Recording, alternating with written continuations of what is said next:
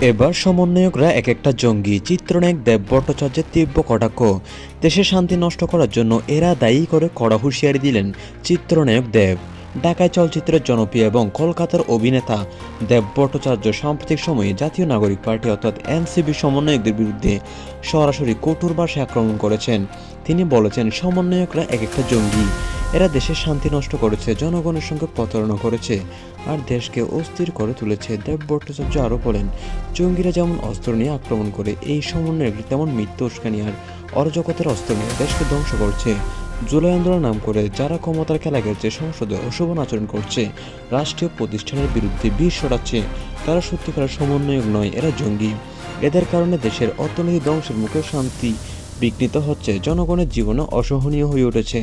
আমরা ফিল্মে অনেক সময় খলনায়ক দেখেছি, কিন্তু এদের মতে বাস্তবে জঙ্গি দেখিনি। যত তাড়াতাড়ি এদের দূর করা যাবে, ততই দেশের জন্য মঙ্গল।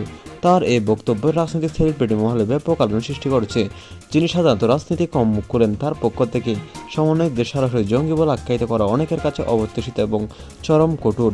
দেব ভট্টাচার্য আরও যোগ করেন, দেশের মানুষ আর জঙ্গি মানুষের সহ্য করতে পারছে না। আমরা শান্তি চাই, স্থিরতা চাই এবং জঙ্গিদের কারণে স্বপ্ন নষ্ট হচ্ছে। জাতীয় নাগরিক পার্টি এনসিপি সমন্বয় নেতৃত্বের পক্ষ থেকে এখনও কোনো আনুষ্ঠানিক প্রতিক্রিয়া আসেনি, তবে সামাজিক যোগাযোগ মাধ্যমে এই নিয়ে বিপুল তুমুল আলোচনা চলছে।